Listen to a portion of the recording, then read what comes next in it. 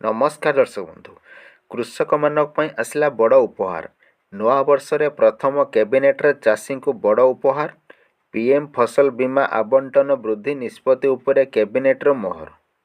चलतु संपूर्ण खबर पर नजर पकेबा। नूआ वर्षरे चाषी को केंद्र सरकार बड़ उपहार। वर्षर प्रथम कैबिनेट्रे मिलिला खुशी खबर। प्रेस मीट करी एही सूचना देइछन्ति केंद्र मंत्री अश्विनी वैष्णव। प्रधानमंत्री फसल बीमा योजना आबंटन राशि परिमाण वृद्धि निष्पत्ति उपरे कैबिनेट्र मोहर बाजिछि।